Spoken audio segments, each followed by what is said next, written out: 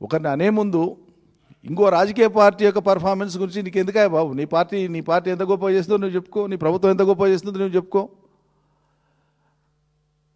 మేము ఎప్పుడన్నా అన్నామా సోనియా గాంధీ గారు అనారోగ్యంతో ఉన్నారు కాబట్టి ఆమె ప్రజాక్షేత్రంలో దిగుతలేదు, వివిధ రాష్ట్రాలలో ఎన్నికలైతే ఆమె జాతీయ స్థాయి నాయకురాలే, పార్టీ నడిపేట ఆమె తిరుగుతలేదు మేము ఎప్పుడన్నా అన్నామా? అది మా సంస్కారం కాదే. ఒక పార్టీకి ఉండేటువంటి వాళ్ళు వాళ్ళ సౌలభ్యాన్ని బట్టి డైరెక్షన్స్ ఇస్తుంటారు పార్టీకి.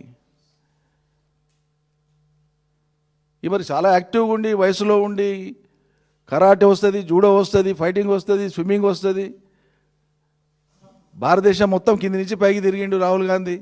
మరి అంత యాక్టివ్ ఉన్న రాహుల్ గాంధీ పోయి బీహార్లో మరి 6 సీట్లు ఎందుకు వచ్చింది కాంగ్రెస్ పార్టీకి? కేసీఆర్ ఆరోగ్యం మీద, కేసీఆర్ వయసు మీద అవహేళన చేసి నువ్వు మాట్లాడుతున్నావు కదా.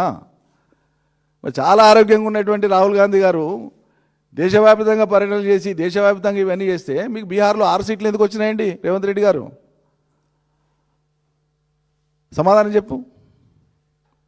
ఎందుకు అవహేళన మాటలు, అహంకార మాటలు మీవి? ఎదురోళ్ళ మీద అంటారు ఎప్పుడు 24 గంటలు.